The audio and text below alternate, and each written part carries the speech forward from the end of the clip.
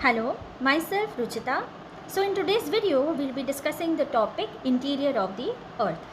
तो चलिए हमारा डिस्कशन हम स्टार्ट करते हैं. ऑलराइट, सो हमें यहाँ पर जानना क्या है कि हमारे अर्थ के इंटीरियर में कौन सी चीज़ें हैं, कैसे लेयर्स हैं, क्या डेंसिटी है उनकी और उनकी कॉम्पोजिशन किस तरीके की है ना. ये सारी इन्फॉर्मेशन हमें इकट्ठी करनी है, जानना है. तो उसके लिए हमारे पास कुछ सोर्सेज हैं और वो भी दो तरीके के सोर्सेज हमारे पास अवेलेबल हैं.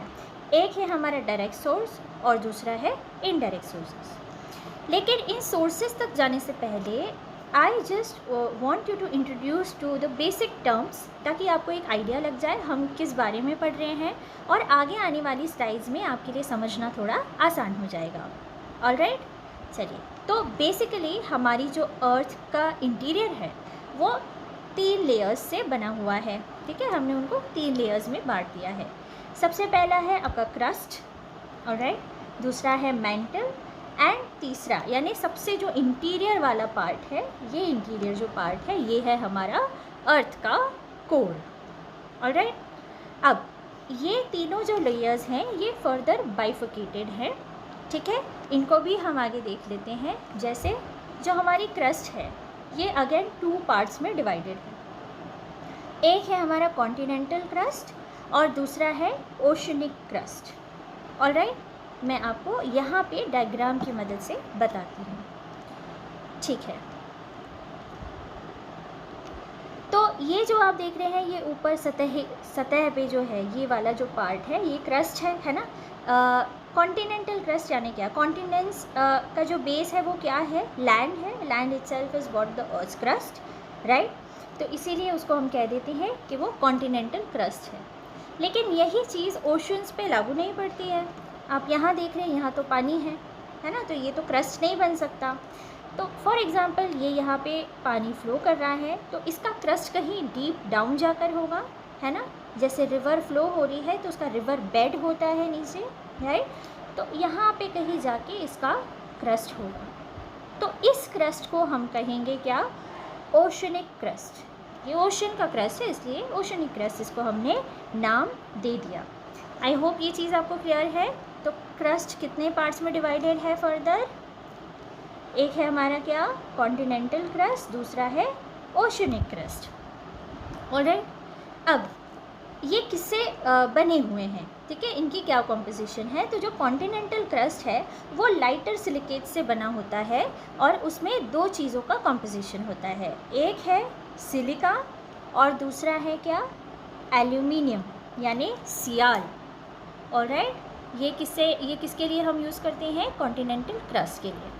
Okay, whereas the oceanic crust is made up of heavy silicates यानी कि सिलिका एंड मैग्नीशियम. ऑलराइट, तो ये बन गया सीमा. तो यहाँ पे क्या है, सियाल और सीमा की जोड़ी बनी हुई है. इसे हमें याद रखना है. ऑलराइट, तो जो कॉन्टिनेंटल क्रस्ट है that is made up of sial and oceanic crust is made up of sima. I hope this is clear. अब जब हम मेंटल की बात करते हैं तो ये भी फर्दर 2 पार्ट्स में डिवाइडेड है. एक है हमारा अपर मेंटल और दूसरा है लोअर मेंटल. ऑलराइट, ठीक है, इसमें और भी बहुत चीज़ें हैं जो हम आगे और डीप में पढ़ेंगे, सो नो वरीज. और कोर जो है अगेन 2 पार्ट्स में डिवाइडेड है.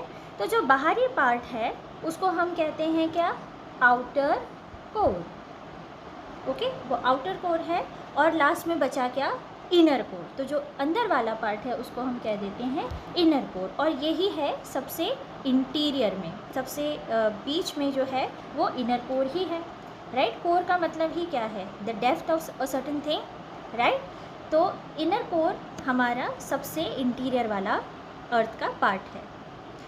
इतनी बात आपको समझ में आई है.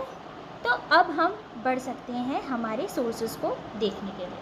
Alright, so first when I talk about the direct sources में सबसे पहले क्या आता है, अर्थ सरफेस. डायरेक्टली जिसको देख के हम ये अंदाज़ा लगा सकते हैं कि भाई ठीक है ये रॉक्स हैं, ये सैंड है, इनका कॉम्पोजिशन क्या है ना, इनका फॉर्मेशन कैसे हुआ होगा, ये सारी चीज़ें हम एनालाइज कर सकते हैं डायरेक्टली. तो इसलिए सबसे पहला और ईजी सोर्स हमारे लिए बन जाता है क्या, वो है अर्थ सरफेस.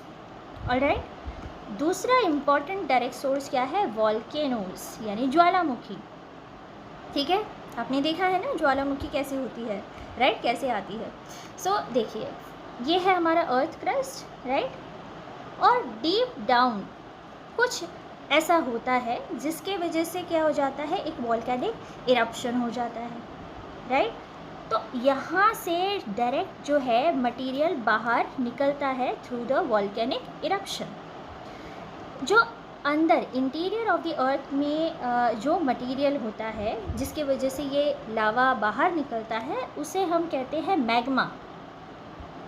ऑलराइट, मैग्मा हम पढ़ेंगे ये किस लेयर से आता है। ठीक है, अभी के लिए आपको इतना ध्यान रखना है कि जब ये इंटीरियर ऑफ द अर्थ में होता है तो इसे हम मैग्मा कहते हैं, और जब ये बाहर निकल जाता है तो हम कहते हैं इसे लावा, हम इसे लावा कह देते हैं। ठीक है, अब ये कैसा होता है? ये फ्लूइड होता है ना, बहुत स्लोली धीरे धीरे ये फ्लो होता है, और इसको कूल डाउन होने में भी बहुत ज़्यादा समय लगता है, राइट। जब ये कूल डाउन हो जाता है तो ये धीरे धीरे ऐसे डिपॉजिट होने लगता है, राइट। और इससे जो स्टोन्स बनते हैं उनको हम क्या कहते हैं? Igneous rocks. इससे जो रॉक्स बनती हैं उसे हम क्या कहते हैं? इग्नियस रॉक्स कहते हैं। ठीक है, क्योंकि ये मटेरियल डायरेक्टली अर्थ के अंदर से आ रहा है तो हम सीधे सीधे ये पता लगा सकते हैं कि इसका क्या मतलब बन सकता है, इसकी क्या कॉम्पोजिशन हो सकती है, इसीलिए हमने इसे डायरेक्ट सोर्स में रखा है। ऑलराइट, ठीक है, अब हम देख लेते हैं इनडायरेक्ट सोर्स। सबसे पहला है यहाँ पर मीटेरॉइड्स। अब मीटेरॉइड्स क्या होते हैं? वो यूं ही प्लैनेट में भटकते रहते हैं, है ना। बहुत कम ऐसा होता है कि वो धरती पर आके गिरते हैं, लेकिन जब भी गिरते हैं बहुत बड़ा वैक्यूम क्रिएट करते हैं धरती के अंदर। ठीक है, अब साइंटिस्ट के अनुसार अगर ये धरती पर आते हैं तो हम इन्हें क्या कर सकते हैं? एनालाइज कर सकते हैं, और इसके एनालिसिस से हमें अर्थ के बारे में जानकारी मिल सकती है।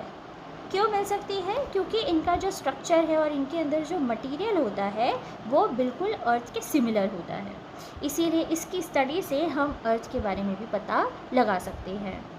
ऑलराइट, अब ये धरती के अंदर से तो नहीं आ रहा है ना, ये तो ब्रह्मांड में घूम रहा था और अचानक आ गया है, तो इसीलिए ये हमारा इनडायरेक्ट सोर्स बन जाता है। ऑलराइट, इसके अलावा gravitation force, magnetic force and seismic knowledge, ये तीनों बहुत ज़रूरी इनडायरेक्ट सोर्सेज हैं।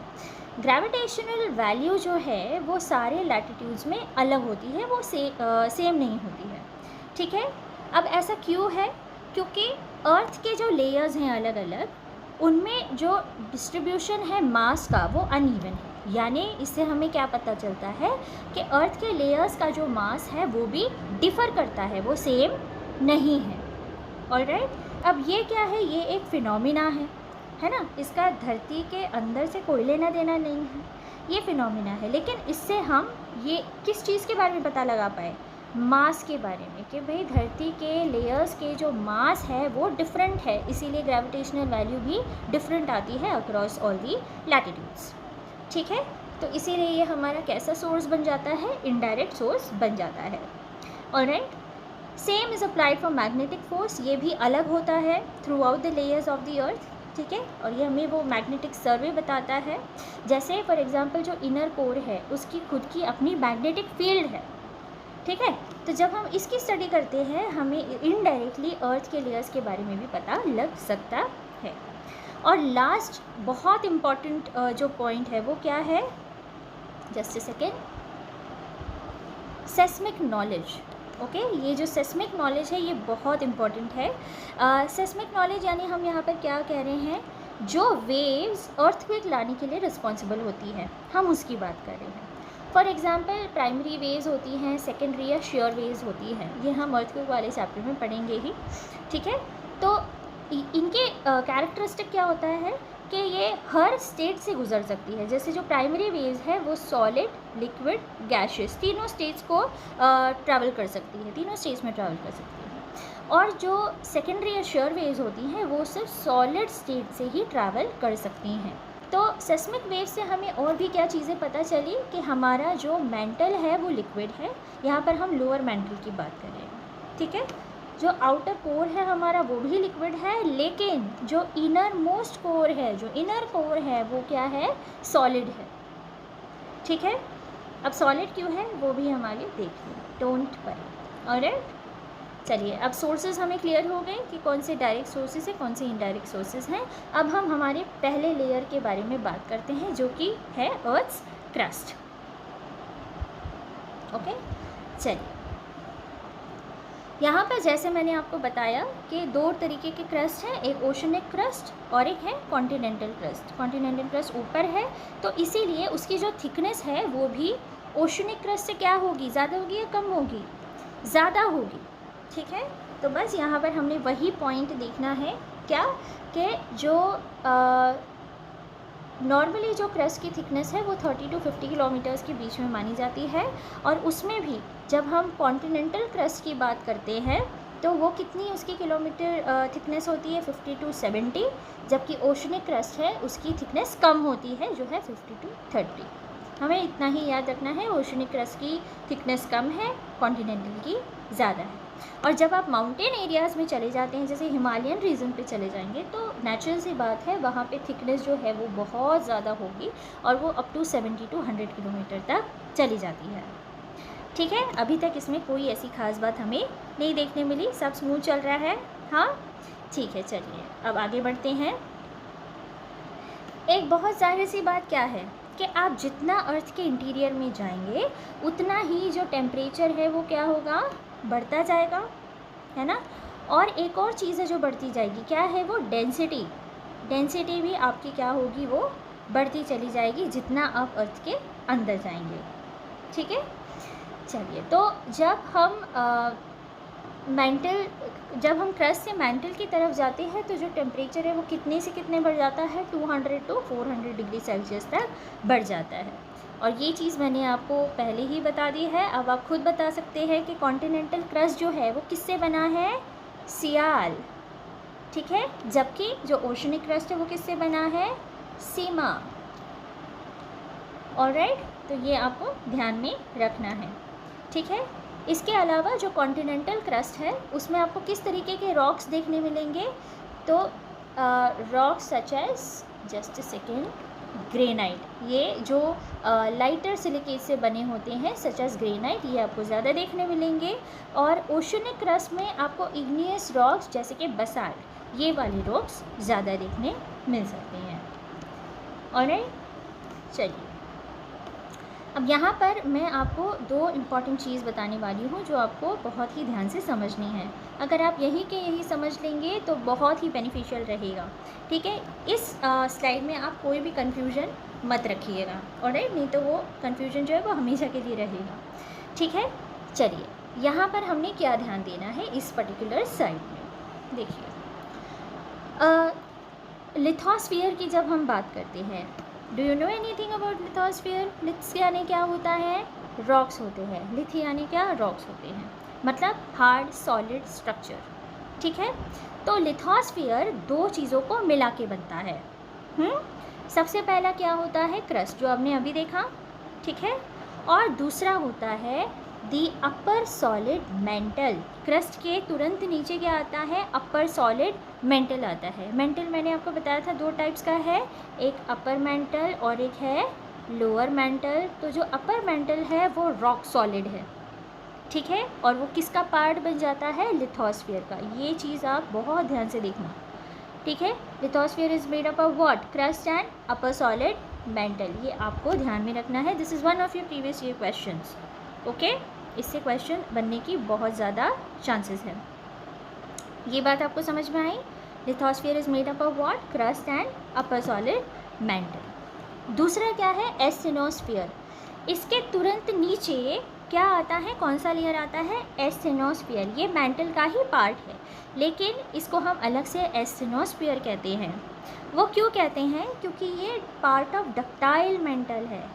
यानी पहले आपने देखा यहाँ पे कौन सी स्टेट है, सॉलिड स्टेट है। ठीक है, अपर सॉलिड मेंटल में। लेकिन जब आप इसके नीचे जाएंगे तो ये जो लेयर है ये कैसा है, सेमी सॉलिड है। कैसा है, सेमी सॉलिड है, डक्टाइल है, विस्कस है। इसका मतलब क्या है, वो सेमी सॉलिड स्टेट में है, सेमी सॉलिड स्टेट में है और वो थोड़ा सा फ्लोई टेक्सचर का है, हल्का सा धीरे धीरे, जो गाढ़ा कोई गाढ़ी चीज़ नहीं होती है, ठीक है, वो फ्लोई भी होती है और थोड़ी स्टिकी भी होती है। तो इस तरीके का ये लेयर है।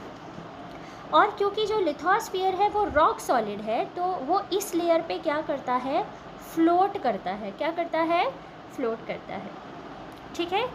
ये जो लेयर है ये डिवाइडेड है लिथोस्फीयरिक प्लेट्स में, जो हम टेक्टोनिक प्लेट्स कहते हैं ना, वो। ऑलराइट, चलिए अब हम लिथोस्फीयर के बारे में थोड़ा सा आगे पढ़ते हैं।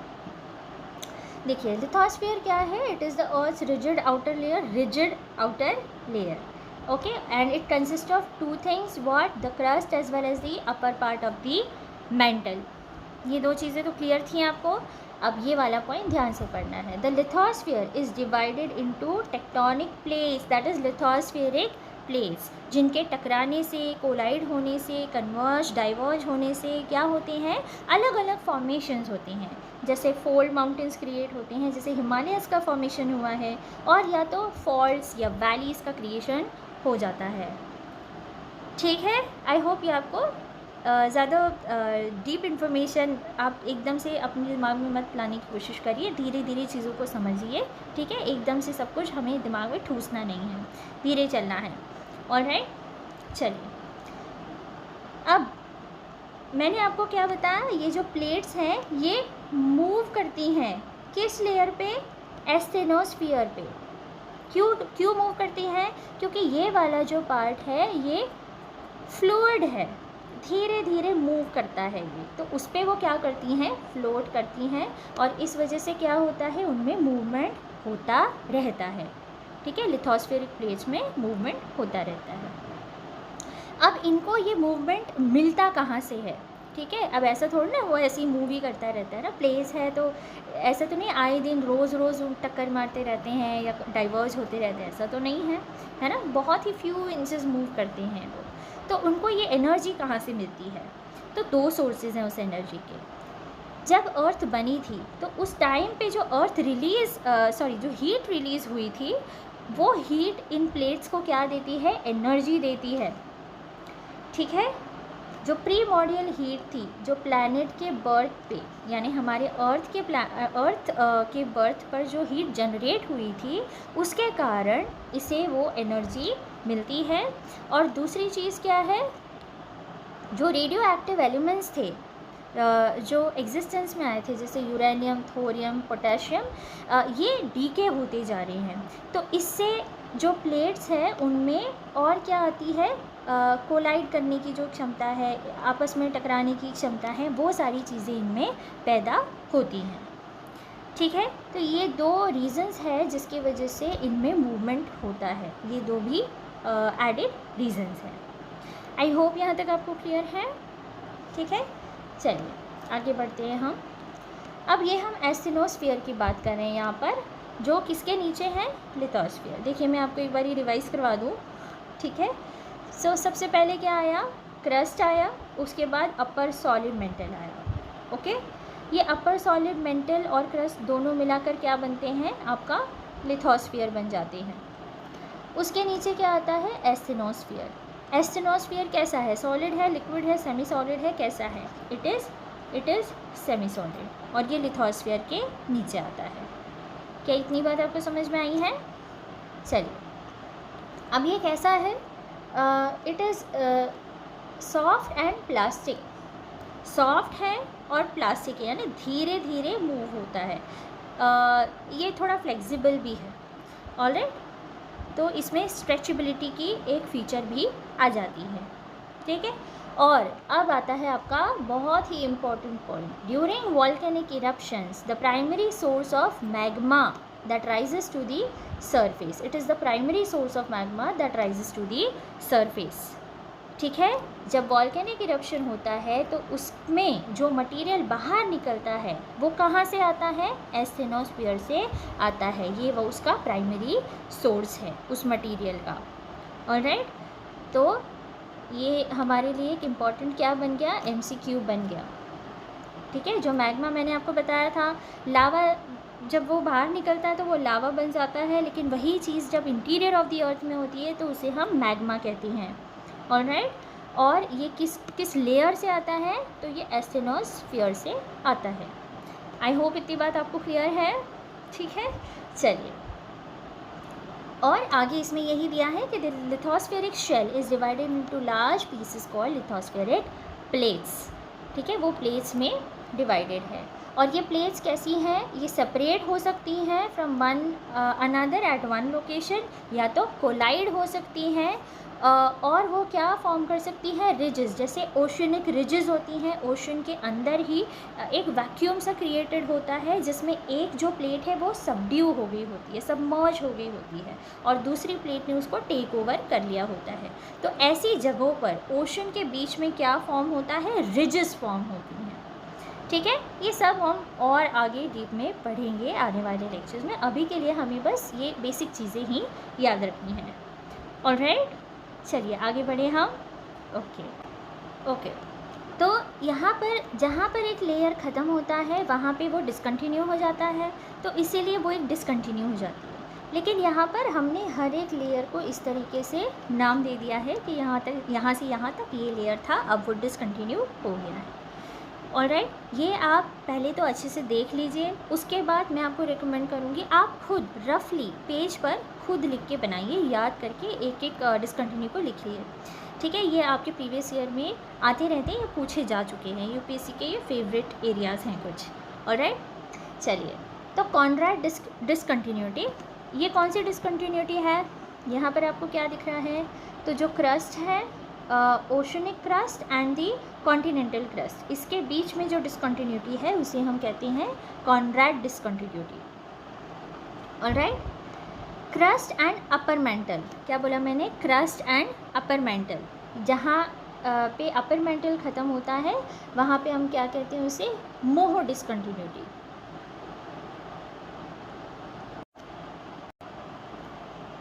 ओके, तो अब हम कुछ डिसकंटिन्यूटीज़ देख लेते हैं। देखिए, ये बहुत ज़्यादा इम्पॉर्टेंट चार्ट है, इसको आप बहुत ध्यान से देखिए, ठीक है, और एक बार समझने के बाद आप खुद रफली इसको अपने नोटबुक में बना लीजिए, तो आपको ये लॉन्ग टाइम तक याद रहेगा, ठीक है।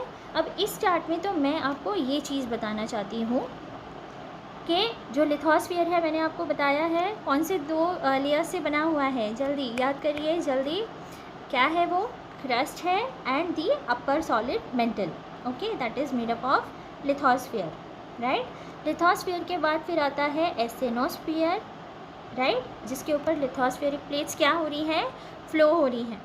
ऑलराइट, उसके बाद जो हाँ, अब यहाँ पे ना इस डायग्राम पे अब मत जाना, ठीक है, मैं आपको यही दिखाना चाहती थी कि कहीं कहीं आपको इस तरीके का मिलेगा, तो ऐसा नहीं है, अपर मेंटल ऊपर होता है और उसके नीचे आपको एस्टेनोस्फीयर मिलेगा। बस ये चीज़ आपने ध्यान रखनी है, इसीलिए मैंने आपको ये वाला डायग्राम जो है वो दिखाया है। हमने एक ही चीज़ याद रखनी है, crust, upper mantle and then asthenosphere. Alright, उसके बाद क्या आता है आपका मेसोस्फीयर, जो पूरे मेंटल को कवर करता है, और पूरे कोर को क्या कवर कर रहा है, बैरीस्फीयर। कौन सा स्फीयर, बैरीस्फीयर। ये वाला पार्ट मैं आपको यहाँ पर दिखाना चाहती थी, और ये चीज़ भी, ठीक है। अब प्लीज़ कोई कन्फ्यूजन नहीं रखना। चलिए, अब डिसकंटिन्यूटीज़ की हम बात करें यहाँ पर, सबसे पहले है कॉन्ट्रैक्ट डिसकंटिन्यूटी, जो कि अपर और लोअर क्रस्ट में होती है। अपर क्रस्ट कौन सा हुआ यहाँ पर, कॉन्टिनेंटल क्रस्ट, और लोअर क्रस्ट कौन सा हुआ हमारा, ओशनिक क्रस्ट, ठीक है। मोह या मोहोरोविसिक डिसकंटिन्यूटी, ये किसके बीच में है, lower crust and upper mental के बीच में है, यानी ओशनिक क्रस्ट और अपर मेंटल के बीच में है, ठीक है। फिर आती है आपकी रैपिडी डिसकंटिन्यूटी, ये आपके अपर और लोअर मेंटल के बीच में है। Alright, then you have Gutenberg, ये थोड़ी इंपॉर्टेंट वाली है, ठीक है, Gutenberg discontinuity between lower mantle and the outer core. And हमारी लास्ट है कौन सी, Lehmann discontinuity, that is between the outer and the inner core. Okay, ठीक है, इसको आप ऐसे भी याद रख सकते हैं। देखिए, क्योंकि हमें इनके क्रोनोलॉजिकल ऑर्डर में ही इसे याद रखना है, तो CM, ओके, RGL, इस तरीके से आपको कुछ याद रखना पड़ेगा, ओके, CM RGL। ऑलराइट, चलिए, चलिए अब हम आगे बढ़ते हैं। अब हम पढ़ते हैं मेंटल के बारे में, जो कि बहुत ही इम्पॉर्टेंट लेयर है हमारी अर्थ के इंटीरियर का। तो जो क्रस्ट के नीचे वाला पार्ट है वो पूरा ही मेंटल है, ये भी हमने पढ़ लिया। अब तो आपको बिल्कुल सोचने की ज़रूरत नहीं पड़ेगी लिथोस्फीयर किससे बना है, अपर मेंटल एंड दी क्रस्ट, है ना। तो यही चीज़ यहाँ पर भी मेंशन की हुई है और इसकी डेंसिटी के बारे में बताया हुआ है। तो डेंसिटी जैसे मैंने बोला, जैसे आप इंटीरियर में चलते चले जाएंगे तो वैसे ही डेंसिटी इंक्रीज़ होती जाएगी, ठीक है। इसीलिए इसकी जो डेंसिटी है वो हायर है देन दी क्रस्ट, ऑलराइट। और the mantle has been form largely of the silicate minerals rich in iron and magnesium. ये है यहाँ पर इम्पॉर्टेंट चीज़। आयरन को हम कैसे लिखते हैं, Fe, राइट। और ये है हमारा मैग्नीशियम यानी फेमा। सीमा कौन थी, सीमा कहाँ थी बताइए, वो ओशनिक क्रस्ट में थी, ठीक है। Oceanic crust is made up of sima and continental crust is made up of sial. And यहाँ पर हम मेंटल की जब बात करेंगे तो ये बना है फेमा से, यानी आयरन एंड मैग्नीशियम से, ठीक है। चलिए टेम्परेचर भी बढ़ता जाएगा, लेकिन आप देखिए यहाँ पर कितना टेम्परेचर बढ़ रहा है, 200 से ये पहुँच जाएगा 4000 डिग्री सेल्सियस तक, ऑलराइट। और एक बहुत ही इम्पॉर्टेंट फीचर है मेंटल का, वो क्या है कि इसमें कन्वेक्टिव मटेरियल का सर्कुलेशन होता रहता है, क्योंकि टेम्परेचर यहाँ पे डिफ़र करता है। आप देखेंगे जो अपर मेंटल है वो कैसा है, सॉलिड है। जैसे जैसे आप लोअर मेंटल की तरफ आएंगे वो सेमी सॉलिड होगा एस्टेनोस्फीयर के रूप में, और फिर वो लिक्विड होता चला जाएगा। इसलिए आप देखेंगे जो लोअर मेंटल है वो भी क्या है, लिक्विड में है, ठीक है, ओके।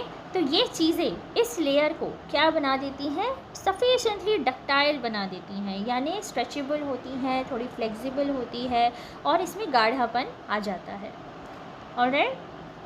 देखिए ये है बहुत ही इम्पॉर्टेंट चीज़ है ये आपको MCQs में इस रूप में आ सकता है कि विच of the layers of the interior of the earth contains the convection currents. Convection currents किस लेयर में फ्लो करते हैं, तो आपको जवाब देना है कि हाँ जी वो मेंटल में फ्लो करते हैं, ठीक है। देखिए सबसे पहला पार्ट क्या है, अब ये जो लेयर है इसमें जो करंट्स है वो कूल डाउन होती है, फिर हीट होती है, पहले हीटेड अप होती है, फिर कूल होती है, फिर हीटेड अप होती है, फिर कूल होती है। जैसे जैसे वो इस तरीके से चली जाती हैं, ऊपर वो कूल डाउन होती हैं, लेकिन जब नीचे आती हैं तो फिर वो हीट अप हो जाती है। तो ये जो हीट है ये इनको कहाँ से मिलती है, ये आउटर कोर से मिलती है।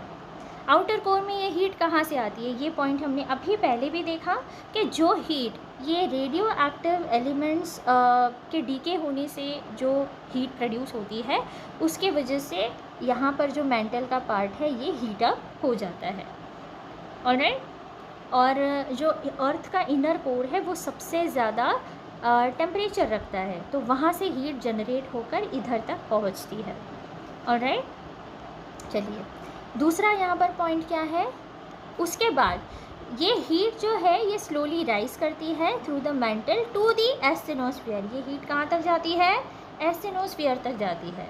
यहाँ पर पहुँचने के बाद वो फिर कूल डाउन हो जाती है। देखिए थर्ड पॉइंट में हम देख लेते हैं यहाँ पर रिज पुश। रिज पुश ये कहाँ का फीचर है, ये ओशनिक फीचर है। ओशनिक रिज ये ओशन में फॉर्म हो जाती हैं। इसमें क्या होता है, intrusion of magma into an oceanic ridge pushes the plate away. जब यहाँ से आप ये वाला पार्ट देखिए, यहाँ पे क्या हो रहा है, मैग्मा बाहर निकल रहा है, मैग्मा बाहर निकल रहा है। अब यहाँ पे ये प्लेट्स थी, अब क्योंकि ये बाहर निकला तो ये प्लेट्स को उसने अलग कर दिया, डाइवर्ज कर दिया, ठीक है। और इसी तरीके से क्या फॉर्मेशन हो गया, ओशनिक रिज का फॉर्मेशन हो गया। मतलब वो हीट थी, वो हीट इतनी ज़्यादा थी कि अब वो प्रेशर झेल नहीं पा रही थी और उसको अब अर्थ के लेयर से, क्रस्ट से बाहर निकलना था, ऑलराइट। तो इसी वजह से क्या हो गया, जो प्लेट्स थी भाई उन्होंने भी जगह दे दी, ठीक है भैया जाओ, ठीक है रिलीज़ हो जाओ, और वो अपना रास्ता प्लेट्स बदल लेती हैं। इस चीज़ को हम कहते हैं क्या, रिज पुश, ठीक है, ऑलराइट। फिर इसके बाद हम आते हैं इस पर, ये क्या है, plates float on the convection currents of the asthenosphere. ये चीज़ भी हमने देखी, प्लेट्स कौन सी, द लिथोस्फेरिक प्लेट्स। ये क्या करती हैं, फ्लोट करती हैं उन करेंट्स की वजह से। और लास्ट है स्लैब पुल। पहले पुश किया, अब क्या कर रहे हैं, अब पुल कर रहे हैं। तो पुल करते टाइम क्या हो रहा है, the cooling slab of danger oceanic slab sinks into the subduction zone. अब यहाँ पर आप आ जाइए, ये वाला पॉइंट, ये यहाँ पर क्या हो रहा है, देखिए ये लैंड मास है, ये क्रस्ट है, ठीक है। यहाँ पर जो डेंजर ओशनिक स्लैब था वो कूल हो रहा है, कूल हो रहा है तो वो नीचे बैठ रहा है, और नीचे बैठने की वजह से वो क्या हो जाता है, सबडक्ट हो जाता है, सबडक्ट हो जाए, नीचे जा रहा है, वो सबमर्ज हो जाता है। ऑलराइट, और फिर यहाँ पर जो और दूसरी प्लेट है वो अपनी जो जगह है वो ले लेती है। समझ में आया, पहले डाइवर्ज हो गए, ठीक है। उसके बाद क्या हुआ, release of heat, release of energy. उसके बाद प्लेट जो है वो फ्लोट होती है, और लास्ट में स्लैब पुल, यानी जो कूलिंग स्लैब था वो अब ओशन में क्या हो जाता है, सबमर्ज हो जाता है। ऑलराइट, तो चलिए ये तो पूरी कन्वेक्शन करेंट्स की कहानी थी। हमें क्या ध्यान में रखना है, हमें ये ध्यान में रखना है कि ये कन्वेक्शन करेंट्स जो है ये किस लेयर में आते हैं, तो जी ये मेंटल में आते हैं।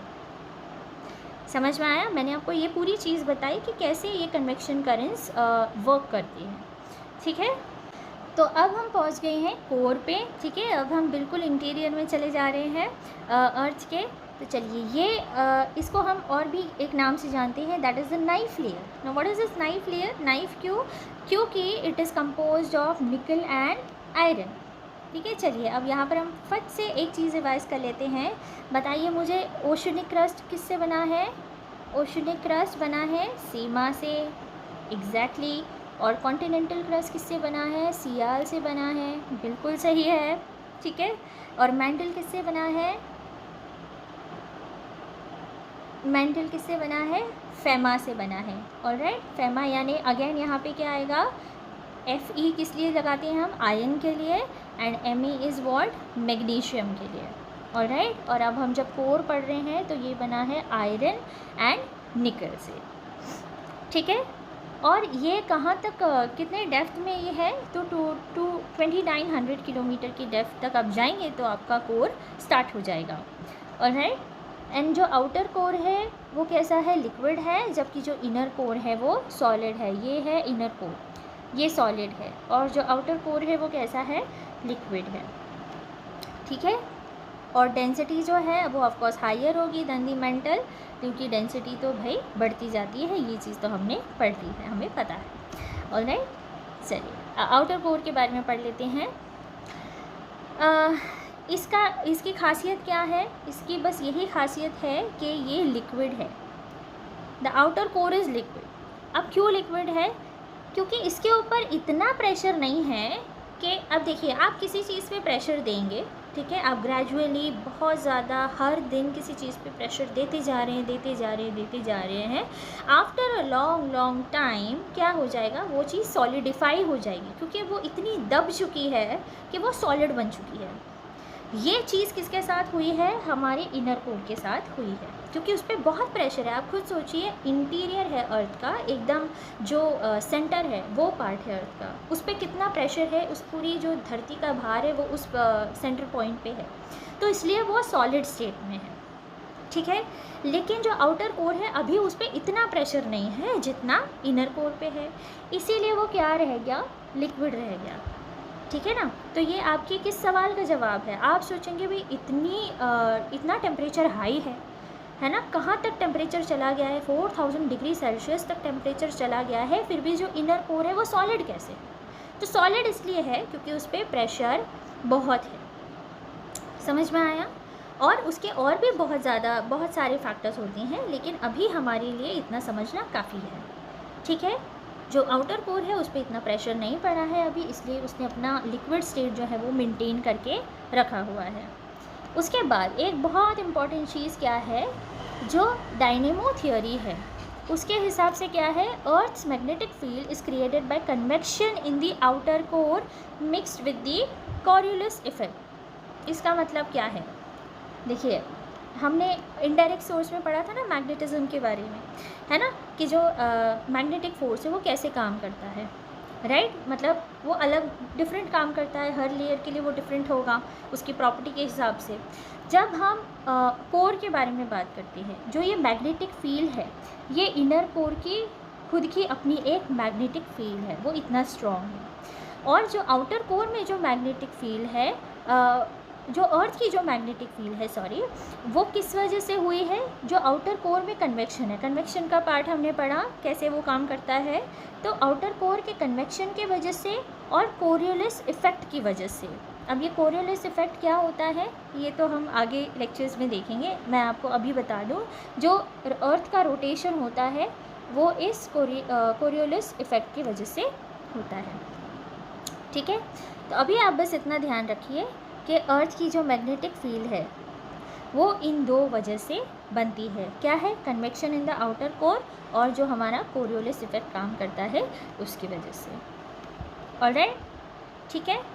चलिए, अब इनर कोर की हम बात करें तो इनर कोर कहाँ तक चला जाता है? 5100 किलोमीटर्स बिलो दी सरफेस तक चला जाता है। इस लेयर को हमने सॉलिड मान लिया है, ठीक है,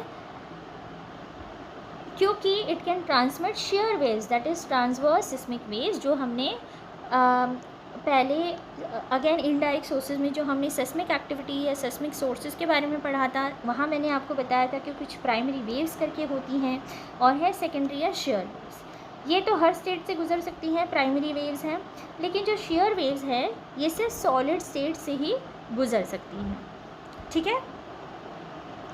तो क्योंकि ये वेव्स जो है ये लिक्विड को छोड़कर सीधा यहाँ से पास होती हैं, इसलिए हम इस नतीजे पे आए कि जो हमारा इनर कोर है वो कैसा होगा?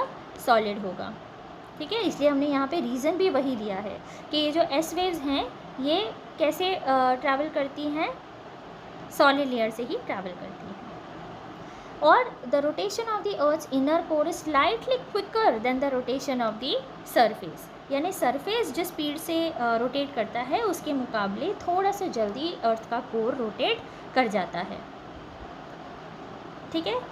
मैग्नेटिक फील्ड इसकी खुद की तो है, लेकिन ये परसिस्टेंटली मेंटेन नहीं हो सकती, क्योंकि जो इनर कोर है वो बहुत ज़्यादा हॉट है और प्लस वो सॉलिड भी है, तो ये ज़्यादा परसिस्टेंट नहीं है, यानी ज़्यादा मेंटेन करके नहीं रखी जा सकती, लेकिन इसकी खुद की एक अपनी मैग्नेटिक फील्ड ज़रूर है, ठीक है। समझ में आ गया है ये, ठीक है। चलिए, अब लास्ट एक चीज़ हमें देखनी है कि हमारे अर्थ का जो केमिकल कॉम्पोजिशन है वो किस तरीके का है। जैसे मैं यहाँ पर बात करूँ, सबसे ज़्यादा मात्रा में कौन सा मिनरल है?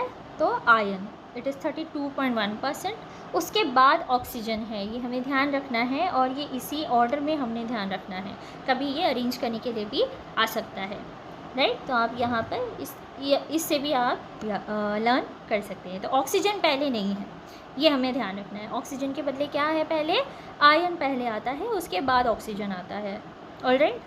Then comes silicon, then magnesium, sulphur, nickel, calcium, aluminium, और जो रिमेनिंग है वो क्या है? जो दूसरे हमारे छोटे मोटे एलिमेंट्स हैं वो 1.2% कंसिस्ट कर जाते हैं, ठीक है।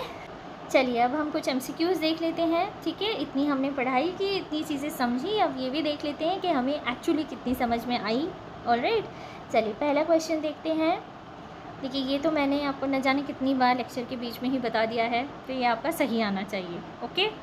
चलिए, तो lithosphere consist of what? Come on, yes, the answer is C, the crust and uppermost solid mantle, okay. चलिए, नेक्स्ट क्वेश्चन देख लेते हैं। तो यहाँ पर आपको क्या करना है? इनको क्या करना है? Arrange the discontinuities from vertically from top to bottom, okay, ascending order में लगाना है। सबसे पहले हमने कौन सी पढ़ी थी? वो याद रखिए, CM, और मैंने क्या बताया था? RGL। ये यहाँ पे अप्लाई कर दीजिए। यहाँ पे M मिसिंग है ना, तो कॉन्ट्रैक्ट पहले आएगा, ये हमारा पहले आएगा, उसके बाद क्या आएगा? रेपिटी आएगा, क्योंकि मोहो भी नहीं दिया हुआ, मोहो कंटिन्यूटी भी डिसकंटिन्यूटी भी यहाँ पर एब्सेंट है हमारे ऑप्शन में, तो इससे हमें आंसर मिल जाता है क्या? 3-1 ढूंढिए, यस, तो हमारा आंसर हो गया D, ऑलराइट। आगे हमने देखने की ज़रूरत ही नहीं है, क्योंकि सबसे पहला हमें पता है कॉन्राड आता है, उसके बाद हमने ढूंढ लिया कि ठीक है रेपिटी आता है, बस हमारा काम हो गया यहाँ पर। ऑलराइट, चलिए okay. Question says the lithospheric plates move around very slowly, okay, just about few millimeters each year. What is the reason behind this? मैंने आपको क्या बताया था वो याद रखिए। लिथोस्फेरिक प्लेट्स हैं, किसके ऊपर है लिथोस्फेरिक प्लेट्स? किसी एक लेयर के ऊपर हैं, और वहीं से क्या जनरेट होता है? लावा जनरेट होता है। अब तो आपको शायद याद आ गया होगा। So the right answer over here is yes B, movement of magma inside the earth. और ये मूवमेंट जो है किस लेयर में होता है? एस्थिनोस्फीयर में होता है। समझ में आया? Okay, alright. तो नेक्स्ट क्वेश्चन क्या है हमारा? Most of the earth's iron is contained in. देखिए क्रस्ट तो आएगा ही नहीं इसमें, क्योंकि क्रस्ट में तो आयरन की कोई बात ही हमने नहीं की थी, है ना। हमने बात की थी मेंटल में ज़रूर की थी, और किस में की थी आप याद कीजिए? कोर में की थी। लेकिन हमें पूछा है कि सबसे ज़्यादा किस में होगी। आप खुद बता सकते हैं किस में होगी। आउटर कोर इनर कोर दोनों में आयरन है, तो सीधी सी बात है कोर में ही सबसे ज़्यादा आयरन हमें मिलेगा, right. So the right answer over here is core. Alright, चलिए नेक्स्ट क्वेश्चन देख लेते हैं। ओके, ये तो बहुत इजी है, ये तो किसी भी हाल में गलत नहीं होना चाहिए। Which of the following layer of the earth is called as sial? अब भी जस्ट मैंने बता दिया आपको।